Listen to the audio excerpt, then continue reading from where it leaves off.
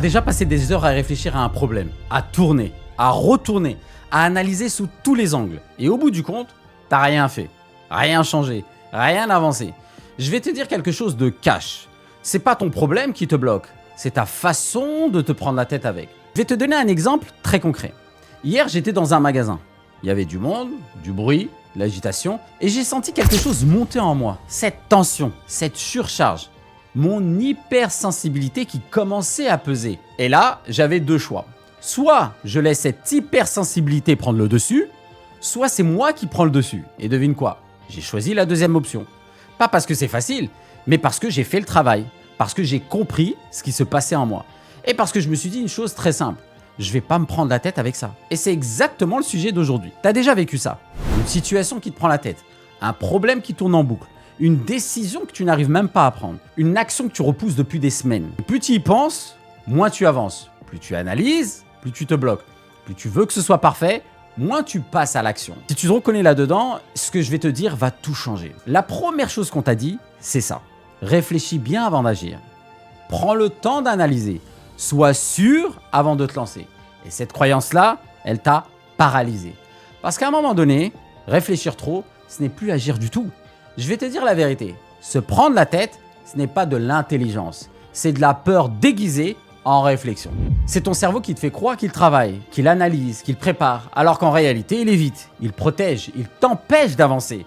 Parce qu'avancer, ça fait peur. Et tant que tu ne comprends pas ça, tu vas continuer à tourner en rond, en pensant que tu es en train de réfléchir, alors que tu es juste en train de te bloquer. Je ne te parle pas de ça depuis un livre, ni depuis une théorie apprise dans une formation. J'ai grandi dans un environnement difficile, celui où on apprend à lire les gens avant même de savoir lire les mots. Et très tôt, mon cerveau a appris à tout analyser, à tout anticiper, à tout contrôler. Pas parce que j'aimais réfléchir, mais parce que prévoir ce qui allait se passer, c'était survivre. Pendant des années, cette suranalyse m'a bloqué. Je réfléchissais trop, je doutais trop, je me prenais trop la tête au lieu d'agir. Alors j'ai fait quelque chose que personne ne m'a enseigné. Seul, sans guide, je me suis tourné vers l'intérieur. J'ai commencé à observer comment je fonctionnais, pourquoi mon cerveau s'emballait, pourquoi je me bloquais moi-même. J'ai décortiqué mes propres mécanismes avec la même précision chirurgicale que quelqu'un qui démonte une machine pour comprendre pourquoi elle tourne. Et pendant des années, ce travail était solitaire, intense, parfois douloureux, mais il m'a donné quelque chose de rare, une compréhension de l'intérieur, pas théorique, viscérale. J'ai essayé les thérapies classiques, elles n'ont eu aucun effet sur moi. Pas parce qu'elles sont mauvaises, même si parfois ça peut être le cas, mais parce que chaque problème a sa solution. Et chaque profil a le professionnel qui lui correspond. C'est seulement après, bien après, que les livres, les formations, les neurosciences, la psychologie humaine sont venus confirmer ce que j'avais déjà compris par l'expérience. Et c'est exactement pour ça que je fais ce que je fais aujourd'hui. Être cette personne que je n'ai pas eue. Aurais-je trouvé cette voie autrement? Peut-être oui, peut-être pas avec cette profondeur, peut-être pas avec cette vérité, peut-être pas avec cette capacité à comprendre de l'intérieur pourquoi toi aussi tu te prends la tête. Est-ce que ça te coûte vraiment?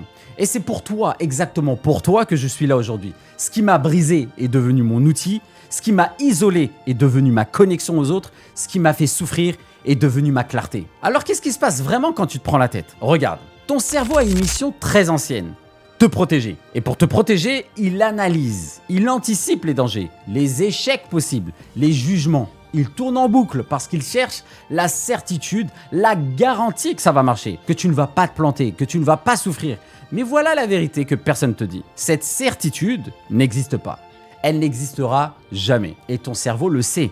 Alors il continue à analyser encore et encore. Parce que tant qu'il analyse, il n'a pas à agir. Et tant qu'il n'agit pas, il ne prend aucun risque. Il risque absolument rien. C'est ça se prendre la tête. Ce n'est pas de la réflexion. C'est ton système nerveux en mode protection, en mode survie, en mode évitement. Ce mécanisme, il s'est construit très tôt.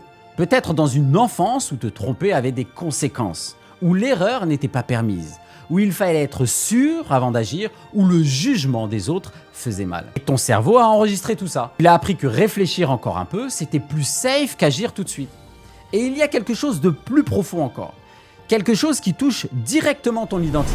Parce que derrière ce fait de te prendre la tête, il y a un schéma identitaire très précis. Un schéma qui dit « je contrôle, donc j'existe ».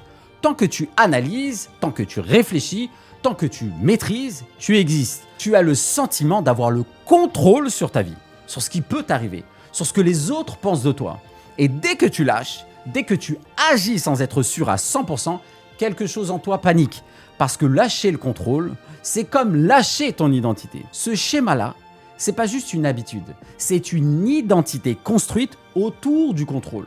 Et tant que tu le vois pas, tu peux te dire arrête de réfléchir autant que tu veux, tu reviendras toujours à la même place. Parce que le problème n'est pas dans ta tête, il est dans ce que tu crois être fondamentalement. Et ce schéma, il ne vient pas forcément que de toi. Certaines recherches en neurosciences et en épigénétique ouvrent une piste très sérieuse. Cette tendance à tout contrôler, à tout anticiper, à ne jamais lâcher, pourrait venir de beaucoup plus loin que ton propre vécu.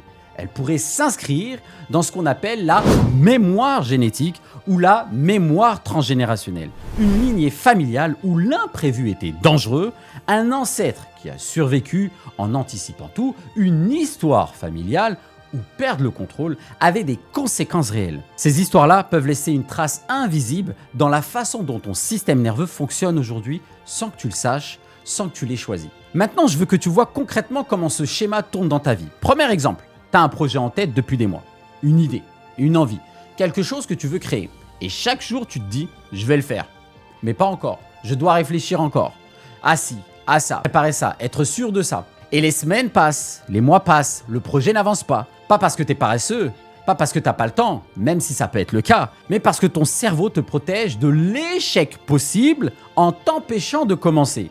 Deuxième exemple, tu dois prendre une décision importante, un choix de vie, professionnel, personnel, et tu demandes l'avis à tout le monde. Tu lis, tu cherches, tu compares, et plus tu cherches, moins tu sais. Plus tu as d'avis, plus tu es confus. Parce que la vérité, c'est que tu sais déjà. Tu sais depuis le début ce que tu veux faire, mais ton schéma inconscient t'empêche de te faire confiance. Et tu continues à chercher à l'extérieur ce que tu as déjà à l'intérieur. Et voilà la vraie question.